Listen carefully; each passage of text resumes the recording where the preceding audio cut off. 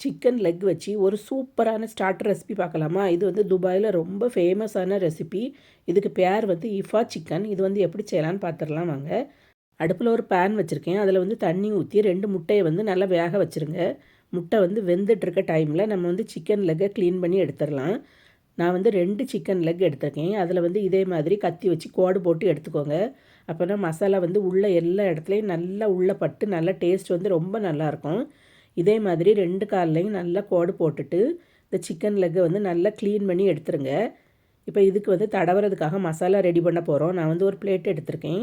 அதில் 2 table spoon தயிர் போட்டிருக்கேன். 1/2 ஸ்பூன் மஞ்சள் பொடி, வத்தல் பொடி வந்து 2 ஸ்பூன் போட்டிருக்கேன். நீங்கள் வந்து காரம் அதிகம் சேர்ப்பீங்கன்னா கூட ஒரு ஸ்பூன் சேர்த்துக்கோங்க. 1/2 ஸ்பூன் நல்ல மிளகு பொடி போட்டிருக்கேன். 1/2 ஸ்பூன் கரம் மசாலா, 2 ஸ்பூன் இஞ்சி பூண்டு பேஸ்ட்டு, உப்பு சேர்த்துருக்கேன்.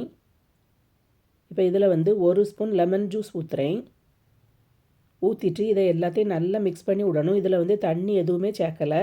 நம்ம தயிர், இஞ்சி பூண்டு பேஸ்ட்டு, லெமன் ஜூஸ்லாம் சேர்த்துருக்கிறதுனால அதுவே கரெக்டாக இருக்கும். இப்போ மசாலா எல்லாம் நல்லா ஒன்றா சேர்ந்து வரும்படி கையை வச்சு நல்லா அழுத்தி பசைஞ்சு விட்டுருங்க. நீங்கள் வந்து டைரெக்டாக சிக்கன் லெக்கில் மசாலாலாம் போட்டு மிக்ஸ் பண்ணனாலும் பண்ணலாம். இப்படி பண்ணிங்கன்னா எல்லா மசாலாவும் நல்லா ஈவனாக சிக்கனில் படும். அதுக்காக தான் நான் வந்து ஃபஸ்ட்டு மசாலாவெல்லாம் ரெடி பண்ணிவிட்டு அப்புறம் வந்து சிக்கன் லெக்கில் தடவுறேன். இப்போ மசாலா வந்து நல்லா மிக்ஸ் ஆகி ரெடி ஆகிட்டு சிக்கன் லெக்கில் வந்து நம்ம தடவிடலாம். சிக்கன் லெக்கை எடுத்துகிட்டு அதில் வந்து மசாலா தடவி விடுங்க. நம்ம இந்த கோடு போட்டிருக்கோம்ல அந்த பள்ளத்துலலாம் நல்ல மசாலா வந்து உள்ளே தடவி விடுங்க. அப்போ தான் சாப்பிடும்போது வந்து எல்லா இடத்துலையும் மசாலா பட்டு டேஸ்ட் வந்து நல்லாயிருக்கும். நல்லா பொறுமையாக 2 கால்லையும் நல்லா மசாலா வந்து தடவி விட்டுருங்க. சிக்கன் லெக் 2லேயும் மசாலா வந்து நல்லா தடவின பிறகு அதை வந்து ஒரு 4-5 மணி நேரத்துக்கு அப்படியே விட்டுருங்க. அப்போனா அதில் உள்ள மசாலா எல்லாம் அதில் நல்லா இறங்கி நல்லா ஜூஸியாக இருக்கும். நீங்கள் வந்து 4-5 மணி நேரம் வைக்க முடியலைன்னா குறைஞ்சது ஒரு 2 மணி நேரம் அப்படியே வச்சுருங்க. இப்போ 2 லெக்லேயும் வந்து மசாலா தடவியாச்சு. நான் வந்து இதை அப்படியே 2 மணி நேரத்துக்கு அப்படியே வைக்க போகிறேன். 2 மணி நேரத்துக்கு அப்புறம் தான் நம்ம வந்து இதை எண்ணெயில் பொரித்து எடுக்கணும். இப்போ இதுக்கு வந்து ஒரு சாஸ் வந்து ரெடி பண்ணணும். அதை வந்து நம்ம இப்போ ரெடி பண்ணி எடுத்துடலாம். இப்போ ஒரு மிக்ஸி ஜார் எடுத்திருக்கேன். அதில் வந்து நம்ம ஏற்கனவே வேக வச்சோம்ல அந்த முட்டையில் உள்ள வெள்ளைக்கருவை மட்டும் தனியாக எடுத்திருக்கேன். அந்த 2 முட்டையில் உள்ள வெள்ளைக்கருவையும் மிக்ஸி ஜாரில் போட்டுட்டு அது கூட 2 பூண்டு சேர்க்குறேன். 2 சீஸ் லேயர் வந்து சின்ன சின்ன பீஸாக கட் பண்ணி வச்சுருக்கிறத சேர்க்குறேன். நீங்கள் வந்து சீஸ் க்யூப் கிடைக்கும்ல அது வேணாலும் போட்டுக்கிடலாம். உங்களுக்கு எந்த சீஸ் இஷ்டமோ அது போட்டுக்கோங்க. 2 டேபிள் ஸ்பூன் ஃப்ரெஷ் க்ரீம் போட்டிருக்கேன்.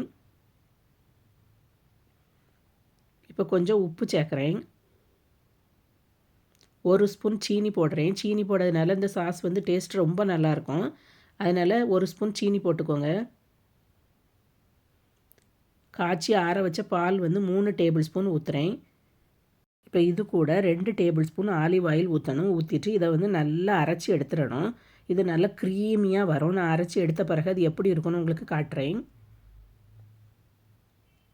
இப்போ வந்து அரைச்சி எடுத்தாச்சு. எந்த அளவுக்கு க்ரீமியாக இருக்குதுன்னு பாருங்கள். இது வந்து நீங்கள் சும்மாவே சாப்பிட்றதுக்கு டேஸ்ட் ரொம்ப நல்லாயிருக்கும். இது வந்து கார்லிக் நான், பட்டர் நான் கூடலாம் நீங்கள் சும்மா சாப்பிட்டாலே டேஸ்ட் வந்து ரொம்ப நல்லாயிருக்கும். இப்போ அடுப்பில் வந்து ஒரு பேன் வச்சுருக்கேன். அதில் வந்து சிக்கன் லெக்கை பொரிக்கிறதுக்காக எண்ணெய் ஊற்றுறேன். ஒரு 3 அல்லது 4 டேபிள் ஸ்பூன் எண்ணெய் ஊற்றிக்கோங்க. நிறைய ஊற்றிடாதுங்க.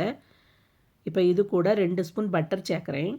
பட்டர் வந்து ரொம்ப மெல்ட் ஆகக்கூடாது. லைட்டாக மெல்ட் ஆக ஆரம்பிக்கும் போதே சிக்கன் லெக்கை வந்து அதில் சேர்த்துருங்க.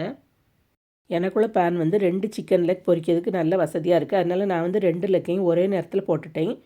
நீங்கள் வந்து நல்ல பெரிய பேனாக எடுத்துக்கோங்க. சிக்கன் லெக் வந்து ஒன்றோடு ஒன்று ஒட்டாமல் ஃப்ரீயாக வேக வைக்கிறதுக்காக அதில் போட்டுருங்க. இப்போ இதை வந்து அடுப்பை சிம்மில் வச்சுட்டு ஒரு மூடி வச்சு மூடி வச்சுருங்க. சிம்மில் வச்சு தான் வேக வைக்கணும். அப்போ தான் லெக் வந்து ஒழுங்காக வெந்து வரும். நீங்கள் வந்து தீயை வந்து அதிகமாக வச்சிங்கன்னா வெளியே வந்து உடனே கரிஞ்சிரும். உள்ளே வந்து வெந்தே இருக்காது, பச்சையாக இருக்கும். மூடியை வந்து திறந்து இடையில இப்படி திருப்பி விட்டுக்கிட்டே இருங்க. ஒரே பக்கம் மட்டும் வச்சு வேக வச்சுட்டே இருந்தால் கரிஞ்சிரும். அதனால் இடையில இப்படி இது மாதிரி திருப்பி விட்டுருங்க. 2 பக்கமும் நல்லா வெந்து வரணும். அதனால் இடையில திருப்பி விட்டு நல்லா பொறுமையாக வேக வைங்க. சிக்கன் வந்து நல்லா வெந்து வந்தால் தான் டேஸ்ட்டு நல்லாயிருக்கும். இப்போது மூடியை திறந்துட்டு திருப்பி ஒருக்கா பரட்டி விட்டுருங்க.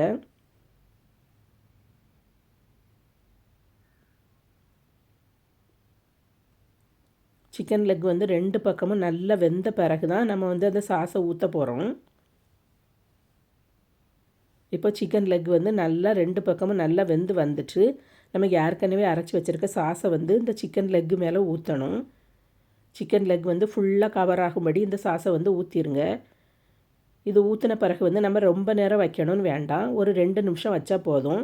சிக்கன் லெக் பூரா இந்த சாஸை வந்து வச்சுட்டு ஒரு மூடியை வச்சு மூடி வச்சுருங்க. ஒரு 2 நிமிஷத்துக்கு நல்லா வேக வச்சு எடுத்தால் போதும். சூப்பரான இஃபா சிக்கன் வந்து நம்மளுக்கு ரெடி ஆயிரும். இப்போ இஃபா சிக்கனை வந்து பேன்லேருந்து எடுத்து பிளேட்டுக்கு மாற்றிடலாம். பார்க்கும்போதே சாப்பிடணும் போல் தோணும்.